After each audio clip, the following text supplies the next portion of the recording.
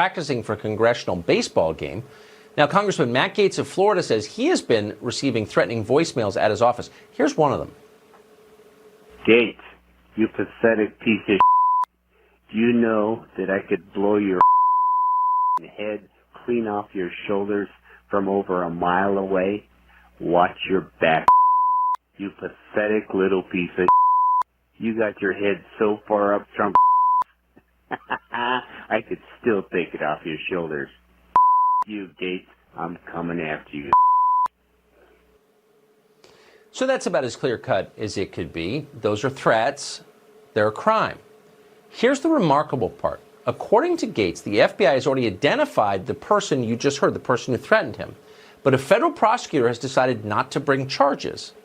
Congressman Matt Gaetz of Florida joins us tonight. Congressman, am I misstating any of that?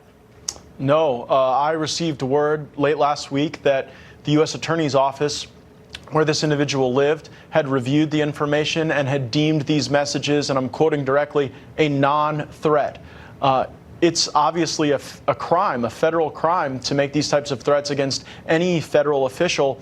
This year, this Congress, I should say, we're on record for 10,000 threats against members of Congress, and I condemn them, whether they're against Republicans, Democrats, liberals, conservatives. You know, this is just no way to operate within our country. And I just wonder, is it the fact that I've been a critic of some of the senior officials at the FBI that maybe leads to different treatment for the people who threaten me as opposed to the people who actually get arrested, who have threatened Eric Swalwell, Ilhan Omar, Rashida Tlaib? Those people actually get arrested, whereas when people threaten conservatives, I hope there's not a double standard. But, I mean, you heard the messages, and there were even other messages where they threatened my family, Tucker.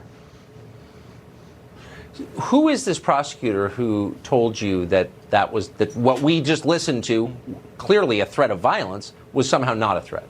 It was the U.S. Attorney for the Northern District of California, that their office made the determination that this was a closed matter, that they would bring no charges, and that we're just supposed to deal with that. And it's really, people on the left want to talk about threats to our democracy. Our democracy is served when our representatives have fidelity to the Constitution and to our constituents. When you have to have fidelity to some concern that someone's going to, kill you or kill your family or harm you at a public event, it erodes the representation that every member of Congress should be able to provide their district, regardless of their viewpoint. This is lunatic. Have you received any support from your Democratic colleagues in this?